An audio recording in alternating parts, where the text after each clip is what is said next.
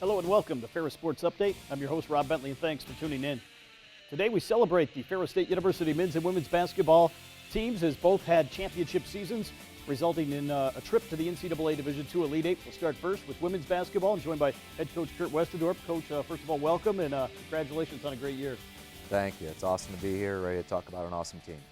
Before we get into talking about the Elite Eight specifically, maybe just talk about this team and what they were able to achieve here in the postseason and winning a regional championship for the first time.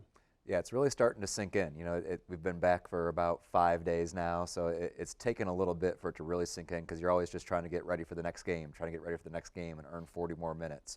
But now that the confetti has flown on all the D2 tournaments, you know, you can look back and just see that this team, you know, school record for wins, you know, second Sweet 16, first Elite Eight, first Final Four, you know, and all the support that this team has received from the alums, from the fan base, from the family. Like, it really is starting to hit home just how special this group was. And we knew that all along, that they're a special group, but the accomplishments now are matching up with just how special of people they are. For you as a coach, how special was it for this group to be able to achieve what they did? You came in during COVID, and obviously the core group was still there here this season on this year's team. It's just really rewarding.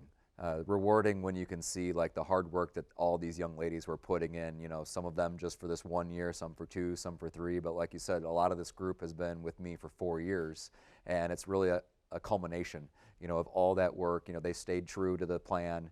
You know, they were always very coachable. They're always a super hard-working group. They're always striving to get better, you know, and doing it the right way. So for them to get this payoff, you know, they've really earned it. Of course, as we go to the highlights, last week we talked about your team winning the Midwest Regional Championship with 2 impressive wins over Ashland and Grand Valley State. You win a trip to the Elite Eight, and obviously a great opportunity for your team on the national stage. Yeah, this team is, like I said, they're a super competitive group. So a lot of teams are just kind of, you know, you celebrate, you cut down the nets, get the trophy, and go to the Elite Eight, and you just take your pictures and you go home. But this group is really competitive, and they showed up ready to play. Like, when we got back on the court for practice here at Ferris, you know, they were really focused on Tampa right away as soon as we saw that was the draw. You know, we got down there, had a couple nice days of practice, you know, one day in Kansas City, one day there in St. Joe, and then the last day of practice on the court that we got to play on. So we were pretty locked in on what they were going to do to us. You know, they played a lot of zone, which is something that we knew that they did. It's not something that we see a whole lot, so it took us a little while to kind of find our footing. But then once we started moving the basketball, getting it to Chloe, you know, kind of finding our rhythm, it was great to get a lead and to play a great game and not just be there to take pictures. Obviously, jumped out to the big lead in the first half and really had kind of the game in your hands most of the way, but they did make a couple big pushes in the second half. Injury obviously was a factor in that as well. Yeah, we were able to control a lot of the game, you know, getting off to those hot starts and playing really good defense. You know, all these teams are going to make runs. So Ashland made a run, Grand Valley made a run. You know, Tampa's a regional champion. You know, once you get to this level, like, everybody's really good. You know, you can kind of take the seeds and wipe them away. So you knew they were going to make a run, and you alluded to it. We had a little bit of extra adversity built in when Mallory had a 4-point play, but she landed on a defender's foot. The defender kind of slid right in underneath her on a 3-pointer, and she hurt her ankle pretty badly.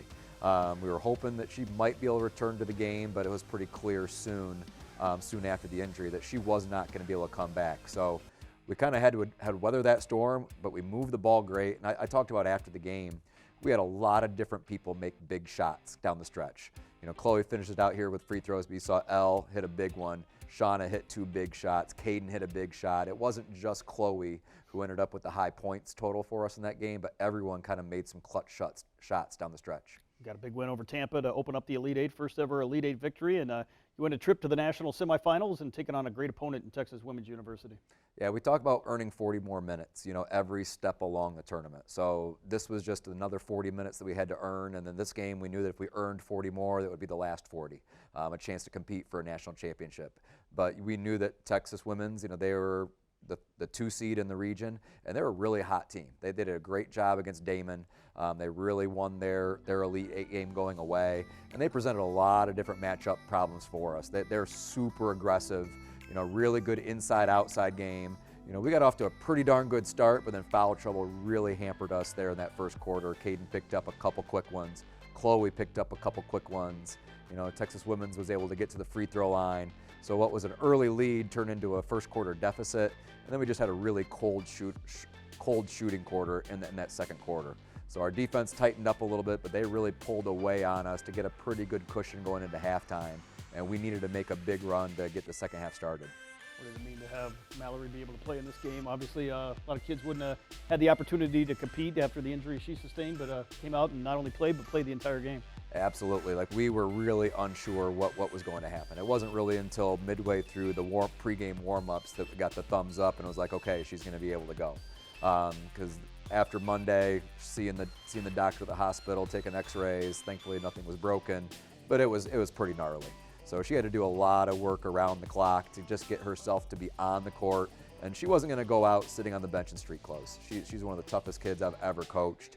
You know, she definitely gutted this out. She was able to kind of play within herself really well to be an impact player while not being at 100%. And really got us going. These highlights you're seeing right now, you know, we were able to trim a pretty big lead that Texas had to an 8-point game, and then give us a chance to go on a run to really get it back close. But Texas women's just did an excellent job of being very efficient. They got to the free throw line a ton, and really we weren't able to make the comeback stick all the way, even though we gave it pretty much all we had all the way to that final buzzer. I know not the outcome you wanted here in this game, but kids that really represented not only your program but the university extremely well here on the big stage.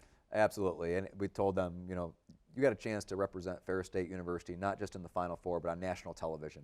You know, you got to show what Ferris State is all about on that level. You know, we received so many compliments from the opposing teams, from the people in St. Joseph, Missouri, the organizers of the tournament. You know, I think the girls really represented us super well, and everyone was able to see what kind of classy young women we have at Ferris State. I know we were in the gym this morning talking about the banners. What does it mean to be able to put some new banners up in the facility, and how will that help your program, I guess, moving forward? Well, it's awesome that these kids get to leave that legacy. You know, that's not just a legacy of memories, which they'll also take with them forever, but when they show back up to Wink Arena, they're going to be able to look in the rafters and not just see another number that went on at the championship, but they're going to see an Elite Eight banner, they're going to see a Final Four banner. They're going to be able to bring their kids someday and point up there and be like, hey, I did that. You know, that was my squad that was able to hang those up. So we always talk about trying to leave the place better than you found it, and those 3 seniors that played their last game, you know, as a Bulldog, they're moving on to that next chapter of their life. You know, they're going to be Bulldog alums for life, and they definitely made an impact, and it's going to be felt for generations. Certainly this type of experience, one that hopefully motivates your returning kids kind of moving forward here to reach a big stage like this again. Absolutely. You know, I talked about, it's only like 5 days ago, and I really haven't come back down from the high yet. We already started working on that next season, you know, making our plans, you know, trying to finalize our schedule and looking forward to trying to do all these same things again. But also understanding what it takes to get to that level. It's not just a birthright. You know, you're not just going to get back there just because you did it one year. You know, and every team has to reinvent itself. You know, I think we have a really strong program, and a lot of the same players will be coming back. But next year's team has to create their own identity. But this definitely gives them a lot of motivation as we go into the summer, as we go into next year. You know, it'll definitely help us out in the recruiting trail. You know, as we're trying to solidify the next couple years' classes. So it's really a great time to be a Bulldog right now, and we're looking forward to great things to come. Coach, congratulations again. Thanks for being with us here all season long, and great season here for Ferris State, and looking forward to next year already. Thank you so much, Rob. We'll be back with more Ferris Sports Update right after this.